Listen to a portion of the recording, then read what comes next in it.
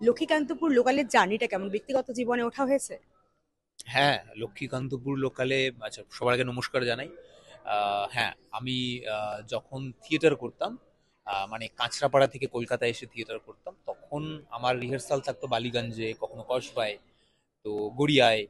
তো ওই সেই সময় কাঁচরাপাড়া থেকে শিয়ালদা ট্রেনে করে আসতাম, শিয়ালদা থেকে ট্রেন চেঞ্জ করে কখনো লক্ষ্মীকান্তপুর লোকালে, কখনো ক্যানিং লোকালে, কখনো ডায়মন্ড হারবার লোকালে চেপে এই রিহার্সাল করতে যেতাম।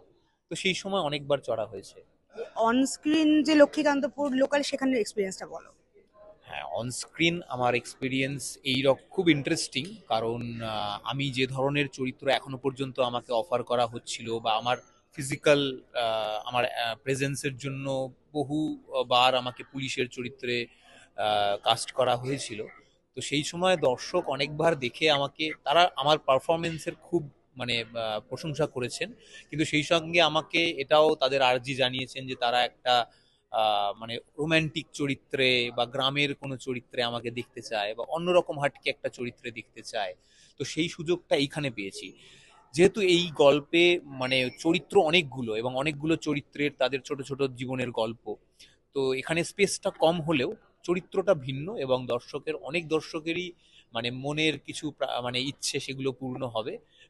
তারা যে আমাকে যেভাবে দেখতে চেয়েছেন, মানে রোমান্টিক চরিত্রে এবং প্রান্তিক চরিত্রে।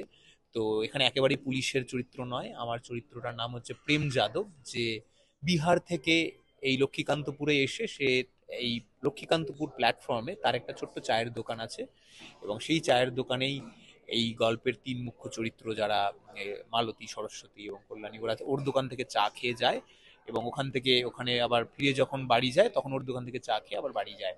তো এখানে ওর সঙ্গে সরস্বতী